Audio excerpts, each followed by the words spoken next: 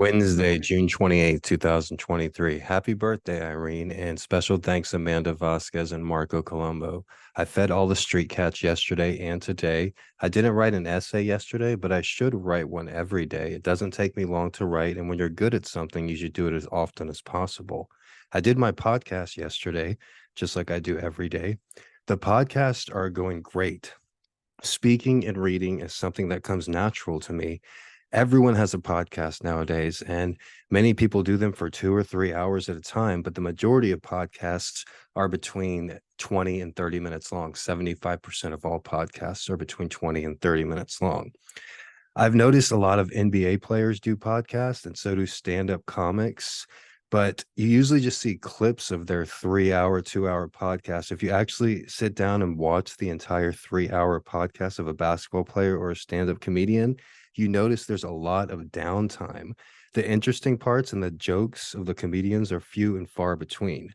A lot of times they're just trying to kill time, make things go as long as possible. I watched part of Theo Vaughn's podcast yesterday, and even though I had seen clips before, I was generally surprised about how slow and boring it was. He had another comedian on to help him get through it, to give him someone to talk to and bounce off of. I don't think Theo would be able to do it himself, at least not for 3 hours. He would have to write a 3 hour comedy act. I don't have anything against Theo Vaughn, but at one point during the podcast I watched, they were trying to talk about something serious, and Theo was reading so poorly from a sheet of paper, and I laughed. I hadn't heard someone read out loud so bad in years, especially an entertainer. They were taking every joke and just stretching it out as far as they could. They took this weird ass placenta joke for literally 20 minutes. They were talking about it. It made me feel good knowing that no matter how big someone is, no matter how much money someone has, they still can't do what I do. They still can't read like I can read, and they can't speak like I can speak. Yes, it's a fact. They are successful at stand up, but that's also an area where I know I can excel in. Just because I haven't done it yet doesn't mean I can't do it, and it doesn't mean that I won't do it. I haven't had much opportunities. I've had a much more difficult life than Theo Vaughn and just about every other stand-up comic or podcast host out there. Sometimes people have to solve other problems before they can have an opportunity to stand on stage and tell jokes or do a podcast.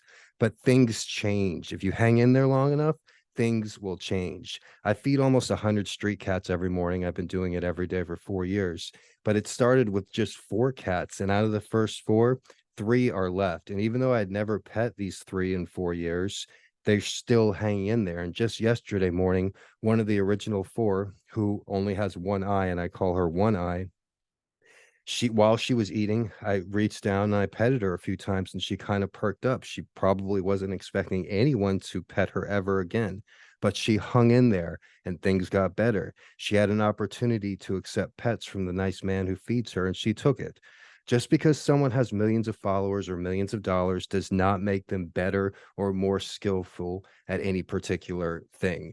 I remember once I told somebody during a live stream that I don't want to be Andy Milonakis. Okay. If you know who Andy Milonakis is, that's understandable. I'm very happy with who I am. I'm very proud to be tall, well spoken, highly intelligent, and good looking. Okay. Nothing against Andy Milonakis, but I don't want to be him. I wouldn't ever switch places with him.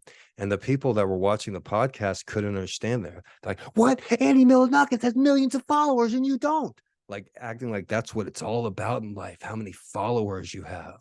And it's just like blew my mind. Like, put us side by side. Who would want to be Andy Milonakis? I mean, who would pick him over me? Like, seriously. Have you seen my silhouette? My name is Mr.G, Gregory Brandt. And if you don't like it, that's your problem. Aloha.